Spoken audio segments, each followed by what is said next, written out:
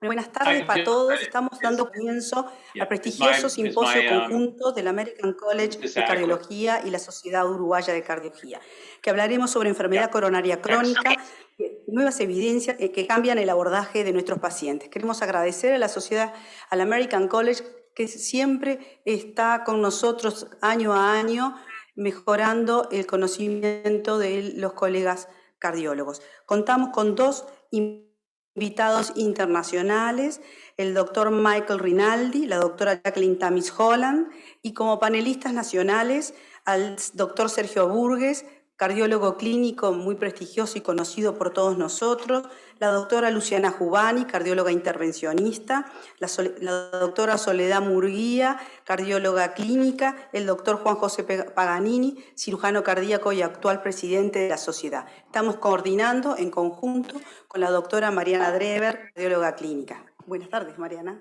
Buenas tardes, Carolina. Un gusto tenerlos hoy acá en la tarde, acompañándonos. Vamos a comenzar presentando a los invitados internacionales. Va a estar el doctor Michael Rinaldi, nos va a hablar de Ischemia Trial, la visión del intervencionista. El doctor Michael Rinaldi es un cardiólogo intervencionista y director médico del programa Structural Heart del Instituto Samwer Heart and Vascular. Es un prestigioso cardiólogo intervencionista que ha participado como investigador principal y como coautor de múltiples publicaciones que se han publicado en las revistas más prestigiosas. Y bueno, nos va a estar iluminando con la primera conferencia. Excellent. I will share my screen and hopefully. Excelente, voy a compartir la pantalla, espero que me oigan. Aquí vamos. Start the slideshow ¿Se ve? from the beginning. Okay. Desde el principio, entonces. Bueno, If everyone can hear si me, todos me oyen, mi charla es el ensayo Ischemia, perspectiva de los intervencionistas. Y voy a hablar entonces como un intervencionista. Estas son mis declaraciones de interés. Si no se me oye, por favor avísenme. Voy a comenzar con un par de casos rápidos para marcar el tono. Este es una paciente de 61 años, hipertenso, dislipidemia, fumador intenso, que ha dejado de fumar y que se le hicieron los estudios de función y se observó que tenía una isquemia moderada con preservación de la función, pero con un defecto fijo con preservación de la moción del movimiento de la pared y tiene descentes colaterales a derecha. Este es un segundo caso de un paciente con diabetes, con múltiples problemas médicos con enfermedad crónica y se le había hecho un stent de la circunfleja y empezó con un STEMI en shock en diciembre y fue tratado en la emergencia y se le colocó un stent de la descendente anterior y luego se le volvió a ingresar unos meses después con insuficiencia cardíaca y después tenía una reestenosis. En este momento la resonancia muestra una viabilidad extensa. La verdadera pregunta es si la revascularización mejora los resultados de la coronariopatía crónica. Los ensayos anteriores cuestionaban el beneficio en la angina estable de la revascularización, ya que podrían no mejorar tanto los resultados de los pacientes. Entonces, en pacientes con un riesgo más alto de coronariopatía y con más carga isquemia, la pregunta es si mejora la sobrevida y si evita internaciones, mejora la sobrevida, previene nuevos infartos. Hay una serie de interrogantes que se planteó responder con el isquemia bajo los auspicios del NIH. Para eso se tomaron pacientes estables con isquemia moderada o severa. Los pacientes fueron reclutados, tenían que tener entonces una isquemia importante y se les tenía que tener de tronco, oclusión del tronco izquierdo y se le hacía se les hacía tratamiento médico. Estos son los criterios de elegibilidad Los pacientes tenían que ser mayores de 21 años, con un esquema moderado severa, tenían que tener, los de exclusión eran que fueran de clases 3 o 4, con una angina inaceptable, una fracción de eyección menor de 35, o con dentro de los 2 meses hubieran tenido algún episodio, etcétera. La variable evaluable, el criterio evaluable de isquemia fueron el primario, el tiempo hasta la muerte cardiovascular, infarto del miocardio, hospitalización por angina inestable, insuficiencia cardíaca. Los secundarios principales fueron el tiempo hasta un evento cardiovascular. Las características de base estaban bien apreciadas, muchos pacientes diabéticos, en general con fracciones de eyección preservadas. Y no hubo muchos pacientes que tenían síntomas. La mayoría de los pacientes tenían algún tipo de imagenología de perfusión. Y en los pacientes aleatorizados, los pacientes que recibieron un tratamiento invasivo, en general recibieron más del 90% se les hizo cateterismo de revascularización. De los que reciben tratamiento conservador, en general, estos pacientes terminaron con el mismo tratamiento a los 5 años. Y el resultado primario fue, no fue muy impresionante en el sentido que los pacientes no tenían una diferencia entre muerte cardiovascular, internación, paro cardíaco o infarto cardíaco. Pero aquí ven ustedes la diferencia entre el inicio temprano y el invasivo y el conservador. Vean cómo evolucionan las curvas. Y en el segundo, en los resultados secundarios tampoco difirieron. Y realmente no importaba, ya que tuviera un poco de isquemia, mucha isquemia, isquemia moderada en la ergometría, sin la diferencia tampoco difería demasiado. Lo que es interesante es que, a diferencia de los estudios funcionales que demuestran isquemia, las diferencias anatómicas sí mostraron diferencias. Los pacientes con una alta carga de enfermedad coronaria, no necesariamente basados en isquemia, sino enfermedad multivaso proximal. De hecho, tuvieron mejores resultados con revascularización que los pacientes sin esa carga de enfermedad. Y eso se tradujo en pacientes high-grade coronary disease con or enfermedad o de 2 vasos y proximal. Y es lo que demuestra la diferencia con respecto al pasado. Los pacientes que tenían fracciones de eyección muy deprimidas e insuficiencia cardíaca tendían a evolucionar mejor, aunque en general no había muchos en este estudio. Y luego hubo un estudio de calidad de vida dentro de este estudio mostrando que la mitad de esos pacientes en ausencia de un beneficio de sobrevida, si ustedes ven la calidad de vida, estos pacientes tenían una carga importante de isquemia, pero hasta un tercio de los pacientes no tuvo nada de isquemia. Y lo que encontraron es que cuanto más isquemia tuvieran, mejor les iba. O sea que los marcadores de la probabilidad de no tener angina por frecuencia angina a nivel basal fue un factor importante. Desde la perspectiva de los intervencionistas, para los pacientes con angina estable y no mejora la sobrevida.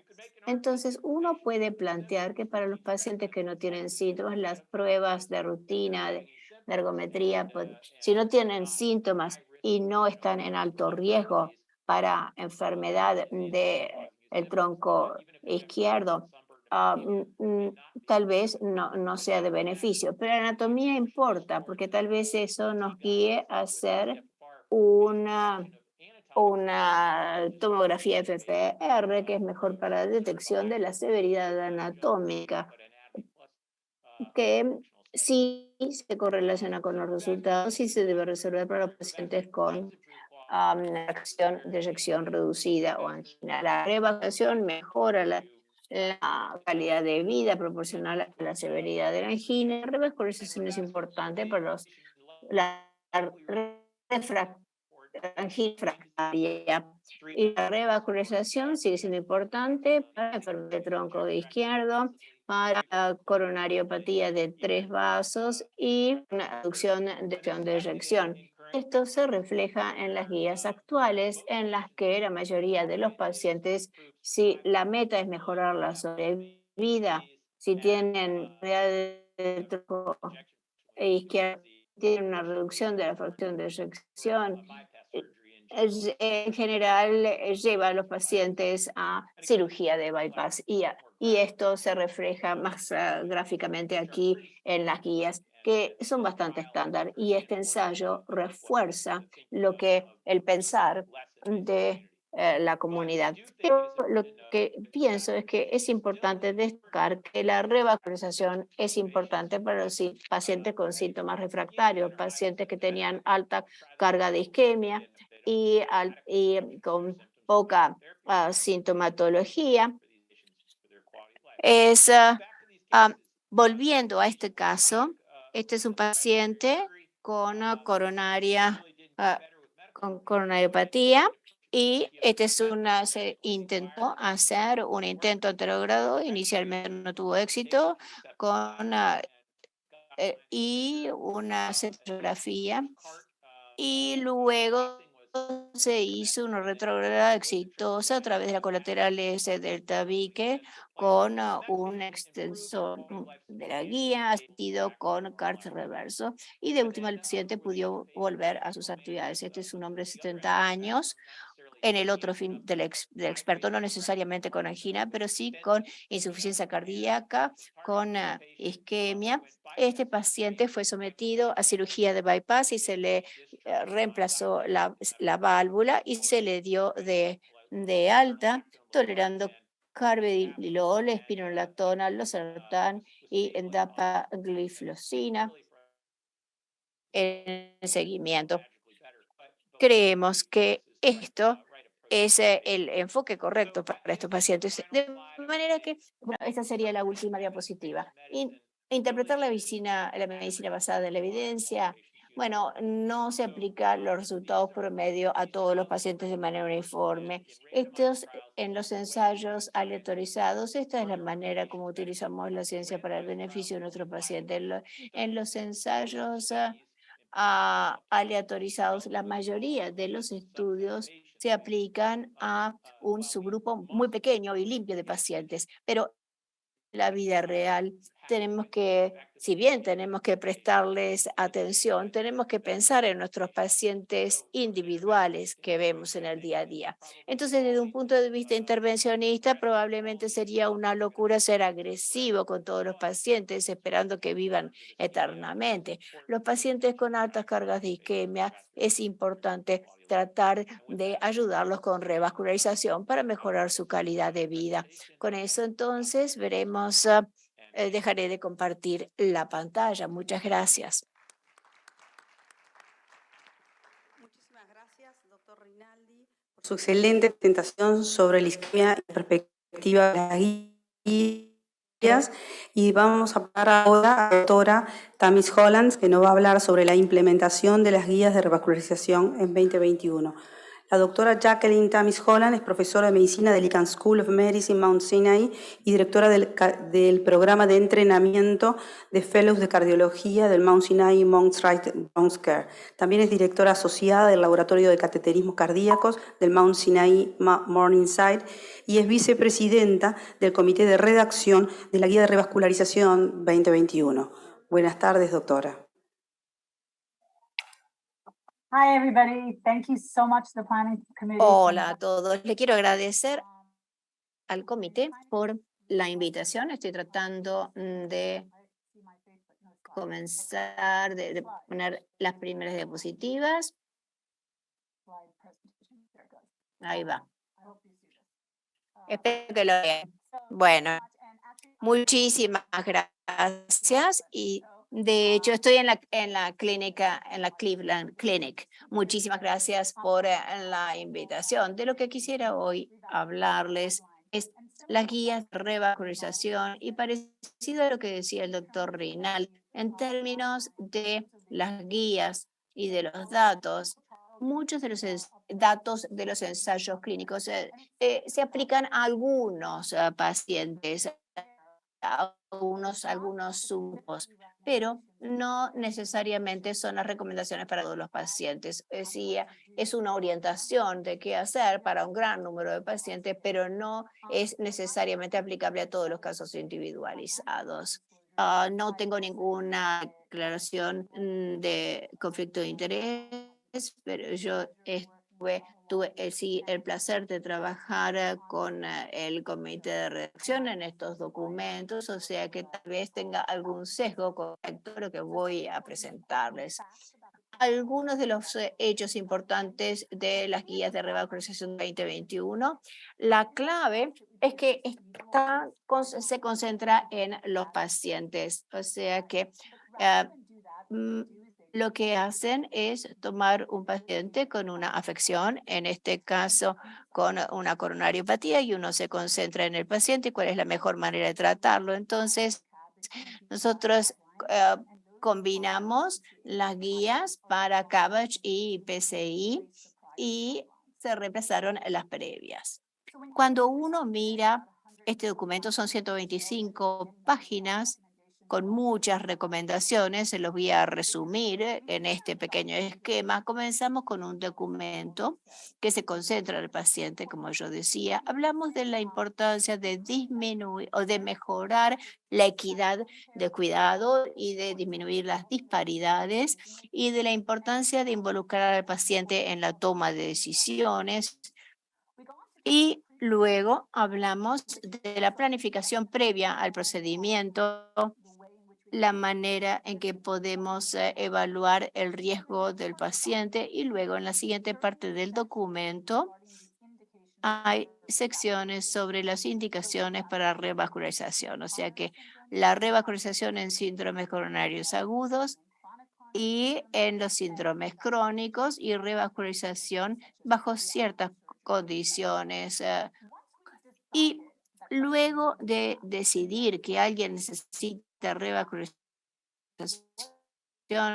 la próxima sección se refiere a cuál es la mejor modalidad. O sea que primero nos ponemos de acuerdo con la indicación y después cuál es la mejor elección de modalidad basado en los diferentes tipos de revascularización, PCI, CABG. Luego se hacen las consideraciones de los procedimientos. Voy a entrar un poco en eso. Y luego hablamos de el manejo post-procedimiento, cambios en el estilo de vida y la medicación después del procedimiento. En los próximos minutos espero poder ver con ustedes algunos de los puntos clave. Es un documento detallado. Les voy a dar solamente los puntos más destacables, pero quiero dejar un poco de tiempo para preguntas.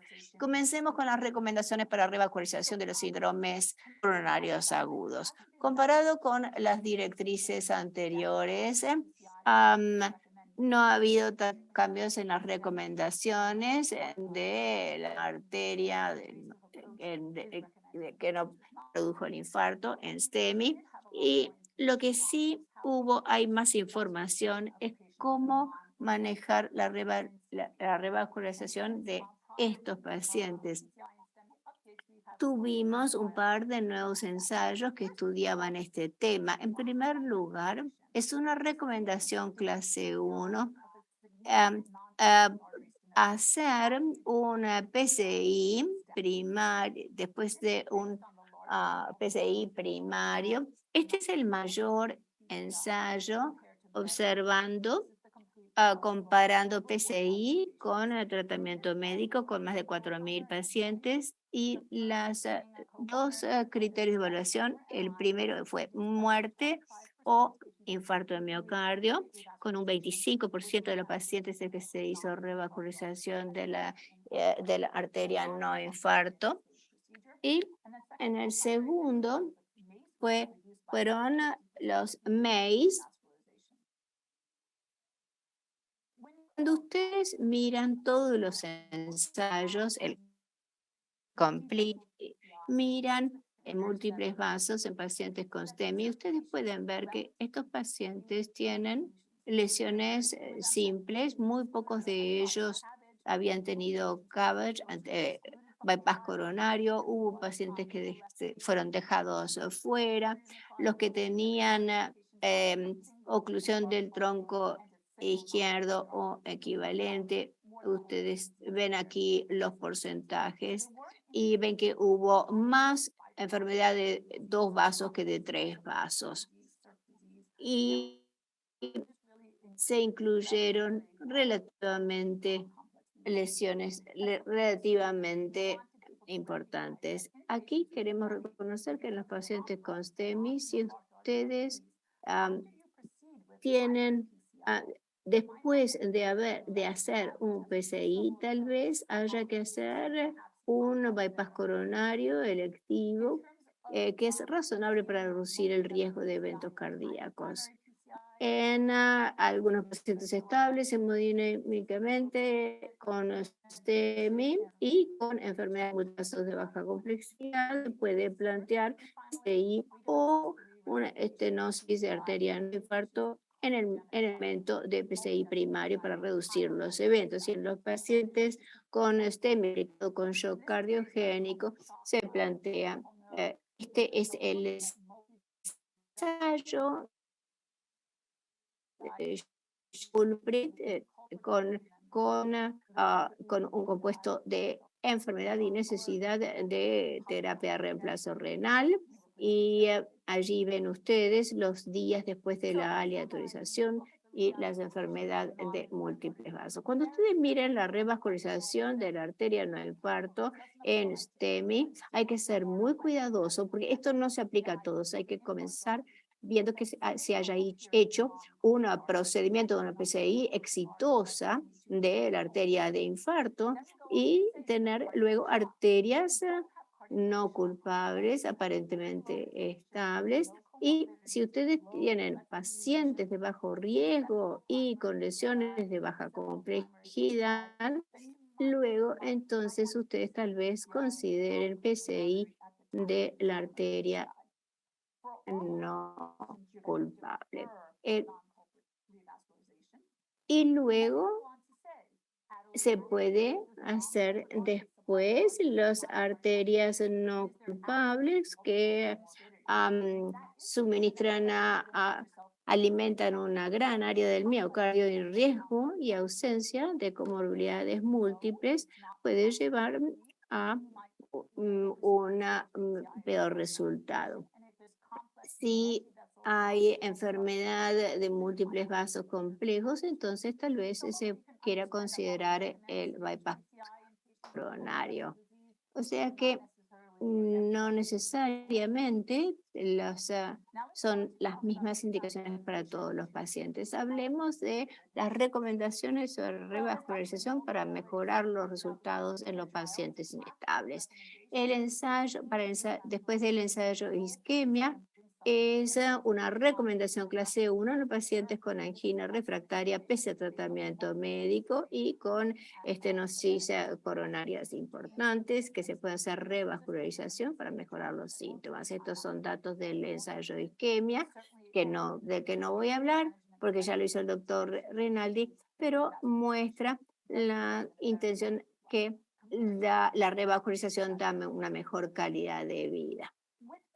Con respecto a la mejoría de la sobrevida, como dijo el doctor Rinaldi, hay un grupo seleccionado de pacientes en los que la revascularización con o sin síntomas puede mejorar la sobrevida del paciente, especialmente aquellos que tienen disfunción del ventrículo izquierdo y con enfermedad multiple que se les hace en vez de tratamiento. Y en este subgrupo de pacientes es una recomendación clase 1 hacer un CABG si tiene una fracción de erección menor de 3 años, un análisis retrospectivo. Este es en pacientes con enfermedad de múltiples vasos y miocardiopatía.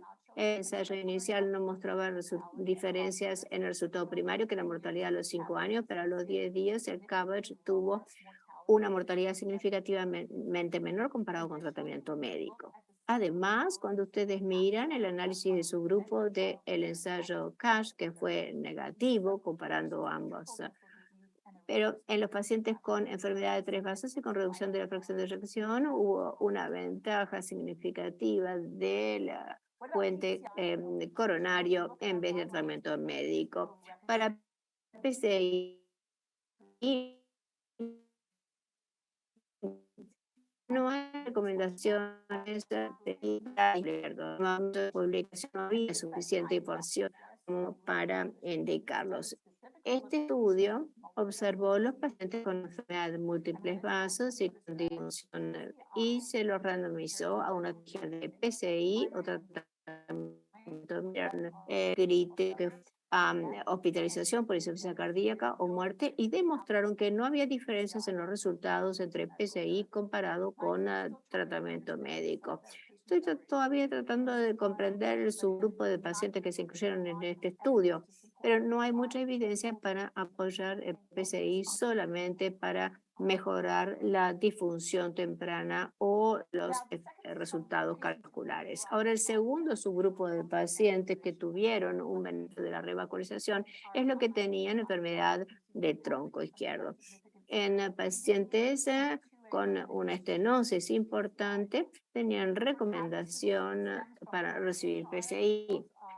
De CABG, hubo un ensayo temprano comparando médico en su grupo de pacientes con enfermedad del tronco izquierdo, y aquí muestran cómo con CABG en estos pacientes tienen mejor respecto a PCI y la difusión. No hay estudios aleatorizados que comparen PCI con tratamiento médico para la enfermedad del tronco izquierdo. Hay estudios de observación que mostraron una mejora proporcional de PCI comparado con tratamiento médico. Y sabemos que los estudios de PCI comparan con CABG para la enfermedad, para el tronco izquierdo en términos de mortalidad. Y estos son los resultados del metaanálisis. De manera que es razonable tratar a los pacientes con enfermedad de tronco izquierdo para mejorar la sobrevida. Ahora, yo diría que estos son pacientes que pensamos que tienen un resultado equivalente con PCI que CABG, o sea que estos son pacientes que tienen resultados similares. Ahora, la pregunta que se planteó durante el desarrollo de las guías, si solamente hay que considerar la mortalidad, pero ahora la pregunta es si los pacientes no tienen riesgo de que les vuelva un infarto y que tengan que volver al hospital con un dolor torácico. Con base en los resultados que tuvimos, si bien la mortalidad tal vez no cambie en muchos pacientes con PCI, saben, puede haber una reducción de los eventos cardiovasculares que es razonable considerar con revascularización de múltiples pacientes para reducir el riesgo de eventos cardiovasculares. Esta es una recomendación de lo que se hablaba de la mortalidad. Esta es una serie mostrando, este es un metaanálisis, la revascularización contra tratamiento médico se puede una reducción de la algunas, entonces, estas son las recomendaciones para elegir con una de las cuales, en qué situaciones se prefiere CABG, que es revascularización por una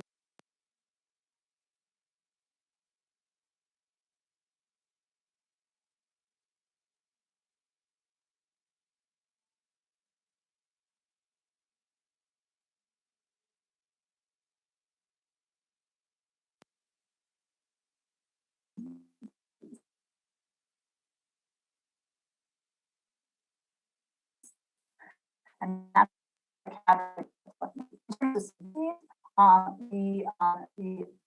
there is a recommendation for severe disease, applications with diabetes and multi-vessel disease. It's a class 1 recommendation to proceed with CABG over PCI if there's involvement of the LAD. Con diabetes y enfermedades multivasos tienen recomendación clase 1. Este es un meta-análisis en el que se comparan ambas estrategias y en particular se ve que en el subgrupo de pacientes con un score syntax alto, estos son los subgrupos de pacientes que se benefician más del bypass coronario comparado con PCI y es por eso que se recomienda esa estrategia en ese subgrupo de pacientes. En interés del tiempo les voy a mostrar esto rápido. Recomendaciones de procedimiento, lo más importante, clase 1A es utilizar una entrada femoral. Esto aquí se comparan los diferentes accesos radial y femoral y el paciente y esta es una clasificación clase 1 para reducir la mortalidad con el acceso radial y en los pacientes estables para reducir las complicaciones también con el acceso radial. En resumen, el enfoque de las pautas de revascularización del 2021 es en los pacientes. La revascularización se recomienda al paciente estable para mejorar los síntomas. En algunos casos se indica revascularización para mejorar la sobrevida o reducir MACE. CABG se recomienda más que PCI y se recomienda el acceso radial. Para esperar para el futuro, bueno, en el futuro lo que yo pienso es que haya recomendaciones contra PCI para los pacientes estables con difusión de ventrículo izquierdo. Tal vez se mejoren las recomendaciones para imagenología intravascular para guiar PCI. Tal vez haya diferentes regímenes de DAPT después de PCI.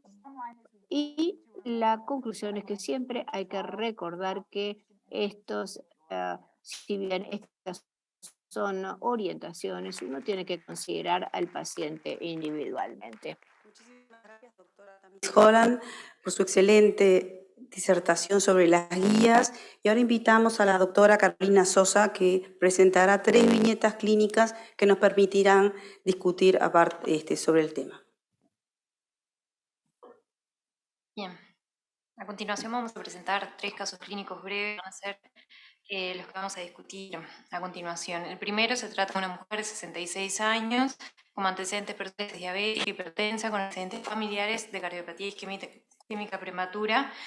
Ella consultaba por síntomas cardiovasculares atípicos, le hace un electrocardiograma del que se destaca un ritmo sinusal y alteraciones de la polarización inespecíficos. El ecocardiograma tenía una FEBI normal de 65% sin alteraciones de contractilidad. Le hacen un centellograma en el cual tiene un infradesnivel adicional del segmento ST de 1 milímetro en B5 y B6, isquemia leve anterior con extensión lateral y dilatación transitoria del ventrículo izquierdo luego del esfuerzo. Luego le hacen una tomografía cardíaca en la que se evidencia trombocitosis coronaria que genera estenosis grado B en la descendente anterior y la coronaria derecha y tenía un score de Cal de Gaston. Se continuó con el tratamiento médico. Del caso clínico 2 se trata de un hombre de 56 años, diabético, hipertenso, bilipémico y ex-tabaquista, con un ANGOR típico clase funcional 2-3 de meses de evolución, con un electrocardiograma con unas feriaciones sectoriales de la condilidad, le hacen un MIDIPI, de evidencia de isquemia leve medio y basal de la región anterior del ventrículo izquierdo. A pesar del tratamiento médico,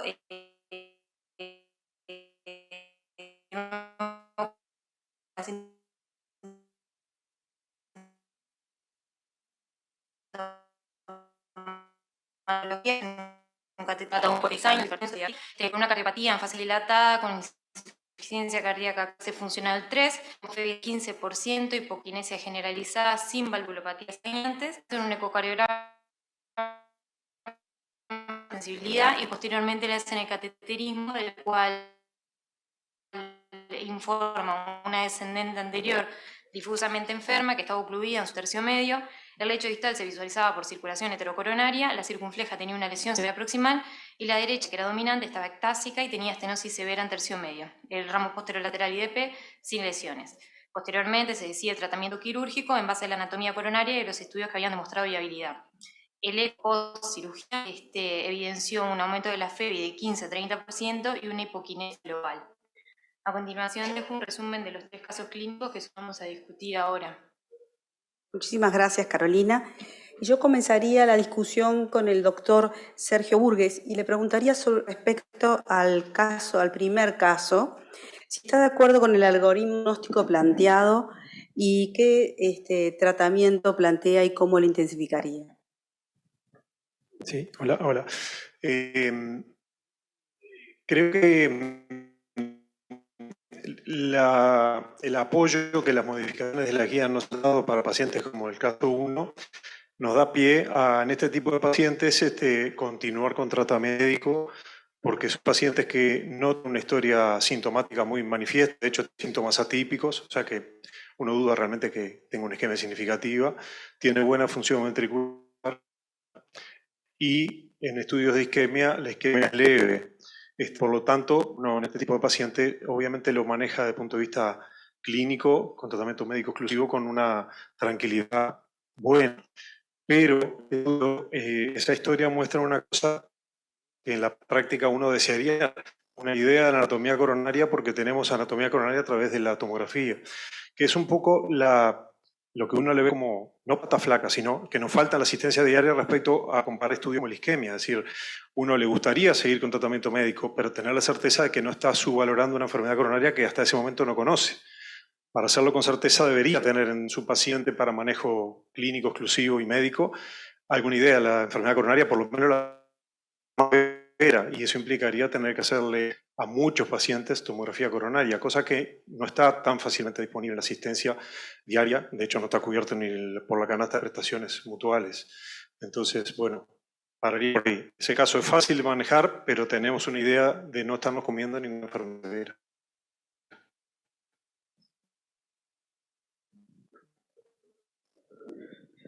Doctora Murguía. Y además en ese caso puntual está bueno contar con un estudio funcional que nos da una dilatación de estrés que uno puede pensar que sea una isquemia balanceada y poder contar con un estudio anatómico. Quería preguntarle a la doctora Tommy Holland qué utilidad cree que tienen este subgrupo de pacientes de estudios funcionales y sobre todo con el medimiento de la tomografía coronaria.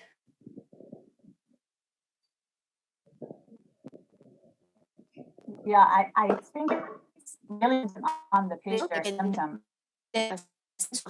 Realmente yo creo que la pregunta es si uno quiere saber, no quiere saber los síntomas, si alinea un equivalente de isquemia, entonces sí, pero si uno quiere saber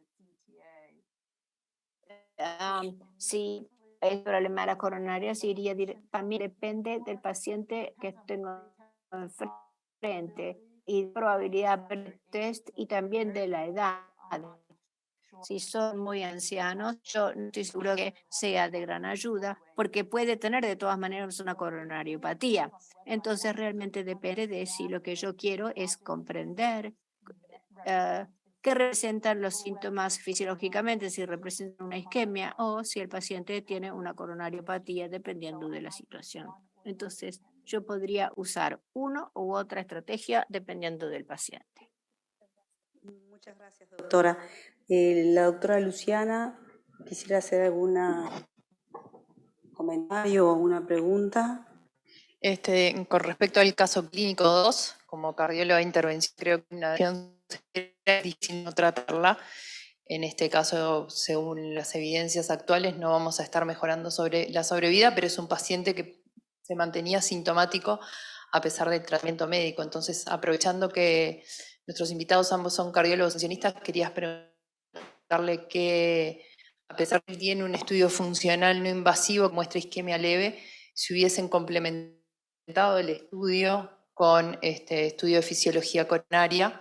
Y la doctora Tammy Holland, al final de sus diapositivas, dejó entrever el uso de la imagenología intracoronaria, qué lugar cree que tiene ahora en los pacientes cuando vemos que la isquemia no es un elemento claro para guiar la revascularización, si de repente buscar en imagenología intracoronaria la vulnerabilidad de placa o algo que nos haga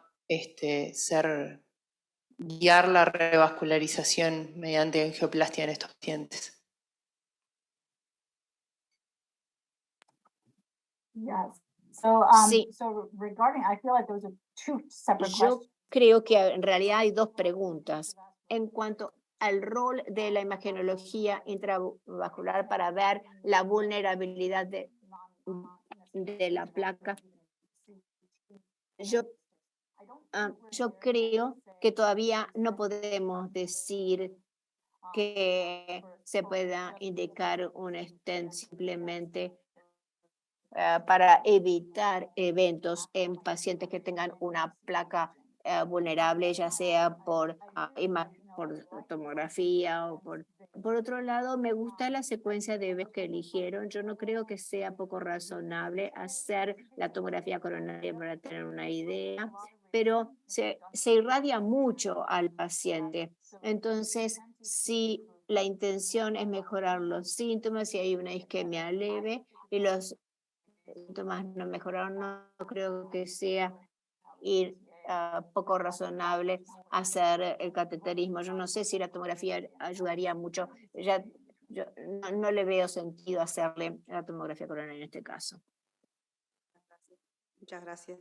Quisiera preguntar al doctor Paganini con respecto al tercer caso en el cual se hizo este estudio de viabilidad y hemos hablado de que actualmente no está indicada o estaría más discutida su indicación. Sí, frente a este caso, ¿cuál hubiese sido su postura? Ya voy a eso. Respecto al caso 2, a mí me parece muy importante porque el isquemia trial que ha sido cuestionado por la Sociedad de Cirugía, en realidad el porcentaje de pacientes con isquemia proximal era menor, con lesión proximal de la DEA era menor del 50%. La Sociedad de Cirugía, por extensión, duración del estudio y por las características de los pacientes, cuestiona el download de las guidelines. Creo que está para seguir discutiendo el tema y no tomar como una premisa como que la isquemia cambió la realidad. Para el ACC la cambió, para el AATS y el STS no. Y está en discusión por la extensión de la duración del proyecto, del estudio del isquemia trial y de otros metaanálisis. En realidad solo un 30% de los pacientes incluidos en el isquemia representan los pacientes operados de cirugía coronaria en Estados Unidos. En cuanto a la cirugía coronaria en pacientes con función del ventrículo izquierdo, son pacientes muy interesantes. Evidentemente, cuando uno piensa que un paciente tiene una fracción de eyección ventricular de 15%, que la contractilidad es muy baja, por lo cual la preocupación del equipo clínico, el imagenólogo, clínico, cirujano y hemodinamista, es el riesgo quirúrgico. La viabilidad está parcialmente demostrada que como blanco y negro no lo estamos empleando. Lo que está claro es que si un paciente de este estilo tiene una resonancia magnética en la cual la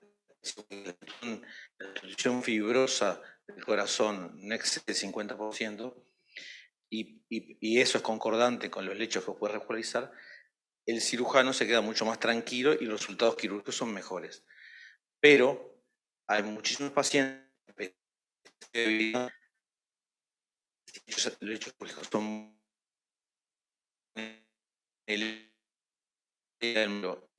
sino que hay muerte que se contrae, a pesar de que el riesgo quirúrgico sea más elevado, habiendo el hecho para vascularizar, la indicación quirúrgica igual está. Nosotros actualmente y habitualmente estos pacientes se resuelven en jardín paciente a paciente. Hay que intentar no dejar de lado a estos pacientes. En un paciente como este, que es un paciente muy joven, por eso está limitado por llevarlo a cirugía y revascularizarlo como se hizo en este caso. Porque de lo contrario, los resultados son malos. Evidentemente, uno en otros medios uno puede contrarrestar esto y contrabalancear contra el trasplante cardíaco. Yo creo que se hizo lo adecuado. Yo hubiera optado por la misma alternativa, sabiendo que es una cirugía de alto riesgo. Gracias. ¿Solo pregunta? Sí, quería y a los panelistas extranjeros. Para el manejo de la angina crónica, hay estudio para el análisis de biomarcador, un auxiliar para tomar decisiones.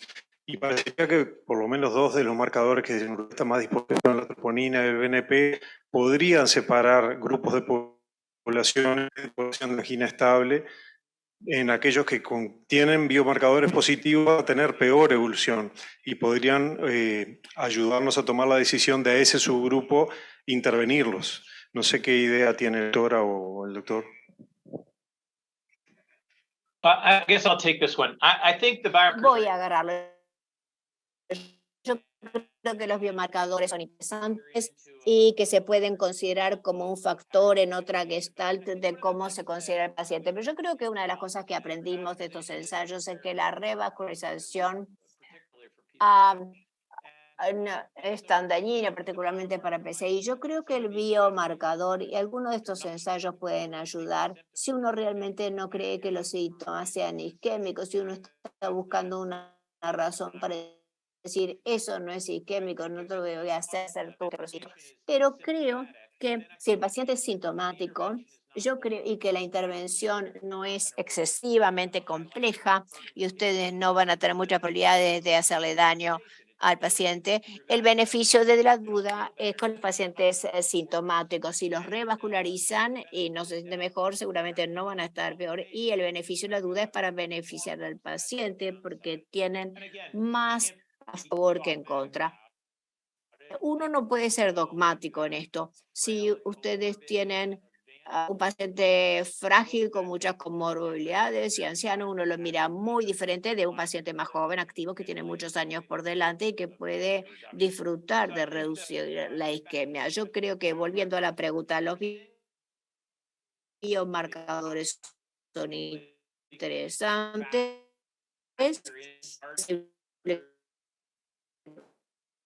Que se puedan con pacientes, pero de última no creo que no hay marcadores simplemente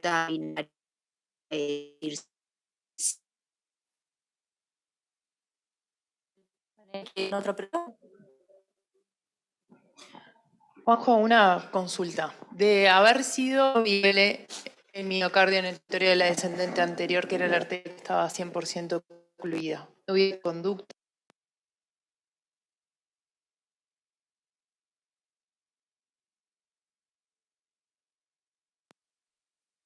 Para poder confirmarte. Si, como dice el informe, tiene un lecho en la DA y si la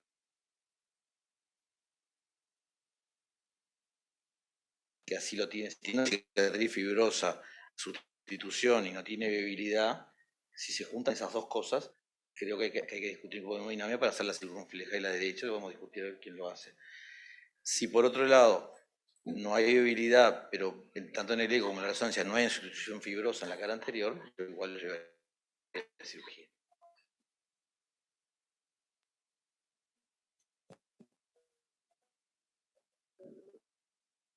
Estos estudios más que está teniendo un lugar en nuestra sociedad, tratarse para que esto sea un arma para todos. Se van a terminar de nuestra poder de decisión sobre estos pacientes graves. El paciente 15 es un paciente, como dijeron, que está llegando tarde a todo. 46 años y fiebre 15 es un paciente grave. Tenemos que resolverlo en conjunto y no hay ninguna alternativa en la cirugía que la abandonemos.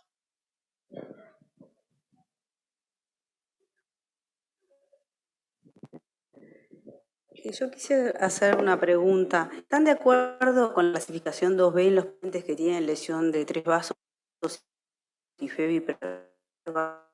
Esperar que se deteriore la función ocular para que tenga y terminar operando un paciente con mayor riesgo quirúrgico?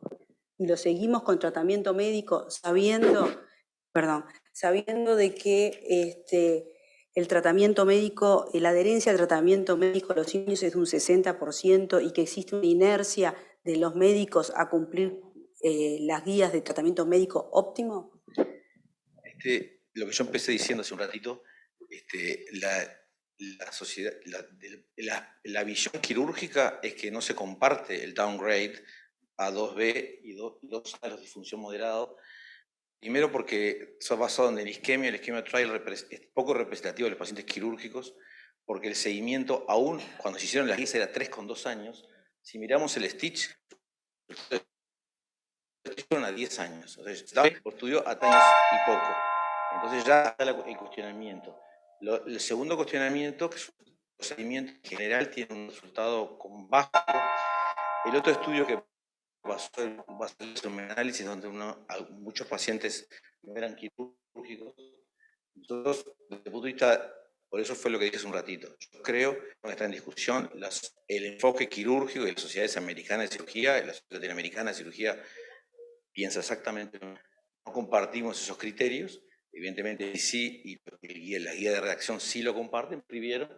Estamos esperando también la visión de la sociedad europea, que en la guía del 2018 siguen apareciendo como clase 1 para la sociedad europea, que tampoco comparte el downgrade, tampoco comparte la cirugía, el downgrade, el no incluir a la radial como clase 1 para la revasculación miocárdica en pacientes jóvenes. Yo creo que es un tema que está en discusión, los cirujanos no compartimos el criterio basado en el análisis de la isquemia, de la población que se incluyó, que aparte no estaba empoderada para cuál era el invasivo conservador, pero no si era qué tipo de revascularización. Recordar que solo un 25% de los pacientes fueron quirúrgicos, que en la rama invasiva solo un 20% fueron operados y 21% de la rama invasiva por tratamiento médico, lo que hace que la población ha sido pequeña. Los cirujanos no compartieron los criterios del ICC, las sociedades internacionales, aunque hay cirujanos en la redacción, ya lo sabemos, y por respeto a su criterio, y que hemos cuestionado para la regularización, que es lo que estamos haciendo en nuestro medio. La disfunción moderada de 45, bajarlo de 1 a 2A, tampoco fue compartido ese criterio. Mi pregunta es a Sergio Burgues como clínico. ¿Cómo se siente Un comentario. como clínico tener un paciente con lesión de 3 vasos y por tener fracción de eyección preservada, decir, bueno, sigo con tratamiento médico? No te sentís bien, lógicamente. Y no estás seguro, no tenés la anatomía coronaria. Eso sí tenés, si no son lesiones de más de 900, bueno, uno podría tener evidencia con tratamiento médico, pero aportando lo que decía Juanjo, hay resultados recientemente publicados que me ha extendido y muestra que los pacientes con lesión de 3 vasos tienen disminución de la mortalidad cardiovascular con el intervencionismo. O sea que daría pie que en realidad intervenirlos les modifica, por lo menos la mortalidad cardiovascular. Entonces no es menor esto que tú estás diciendo.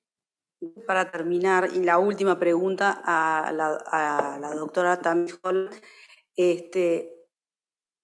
que se viene la guía de pacientes con enfermedad coronaria crónica, si vamos a tener alguna noticia con respecto a eso.